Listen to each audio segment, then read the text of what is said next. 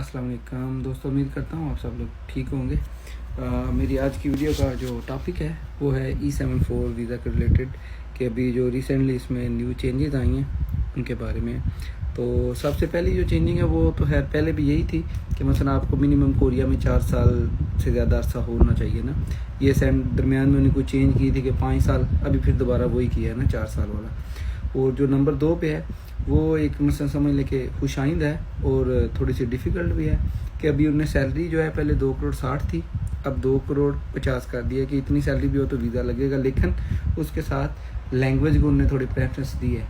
کہ جن لڑکوں کے پاس لیول 2 ہے ٹاپک کا، یا پھر وہ ثابت ہوں گا آپ کا لیول 2 ہے، ٹھیک ہے، یا انہوں نے جو مثلا وہ اس کو ساجن پہ ہوں گا ٹیسٹ دیا اور اس میں سے ان کے 41 یا اس سے اوپر نمبر آئے ہیں تو وہ لوگ ایلیجیبل ہوں گے، ٹھیک ہے۔ اور نمبر 3 پہ جو انہوں نے ایک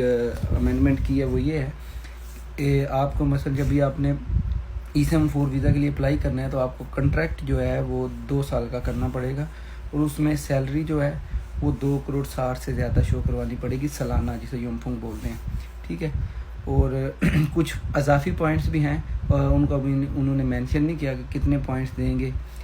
لیکن یہ بتایا کہ اگر آپ کے پاس ڈرائیونگ لائسنس ہے اس کے پوائنٹ ہوں گے، اگر آپ کسی ایک ہی کمپنی میں 3 سال سے زیادہ ٹائم ہو گیا آپ کو تو وہ کمپنی مالک بھی آپ کو وہ مثلا ریکمنڈیشن لیٹر دے گا، اس کے بھی آپ کو پوائنٹ ملیں گے۔ اس کے بعد آپ کی جو مثلا ضلعی انتظامیہ ہے، ٹھیک ہے،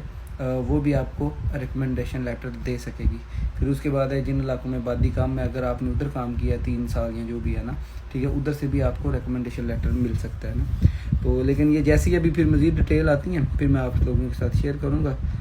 فی الحال کے لیے اتنا ہی۔